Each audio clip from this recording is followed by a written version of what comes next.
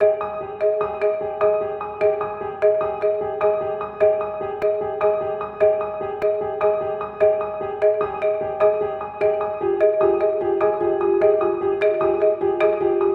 produits de sport d'hiver subissent des déformations, des chocs, des vibrations dans l'utilisation qui sont des contraintes à intégrer dans toutes les phases de conception. La compétition est un premier vecteur d'innovation, mais nous avons aussi au niveau technologique une ambition à aller regarder beaucoup plus loin. Les sujets de fabrication additive nous intéressent particulièrement. Donc aujourd'hui, d'accéder à des matières plus performantes, capables de s'approcher des caractéristiques mécaniques de nos produits finaux, c'est un véritable enjeu. Et le partenariat qui nous relie à Owens Corning est une opportunité pour nous pour explorer ces nouveaux procédés de fabrication. Les premières expériences que nous avions étaient dans le domaine du dépôt de fil ABS, comme toute l'industrie était il y a encore deux ans en arrière concentrée.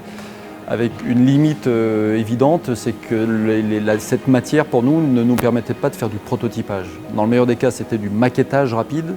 Donc la technologie des nouvelles matières mises au point par Owens Corning nous a permis de réaliser du véritable prototype sur nos produits.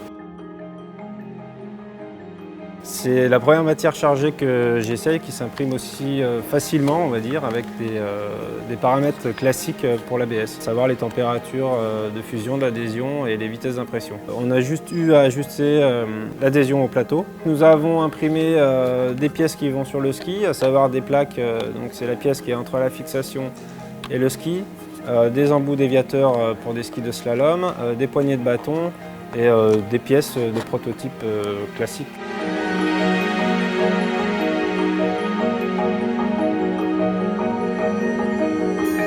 Nous allons maintenant passer à une qualification labo, donc avec des tests qui nous sont propres à Rossignol, avec des tests qui sont normalisés pour les éprouvettes de traction et notamment des tests en conditions de neige, c'est-à-dire dans des chambres froides. La technologie nous permet de penser nos pièces différemment et donc d'aller chercher des formes qu'on ne peut pas faire en injection plastique.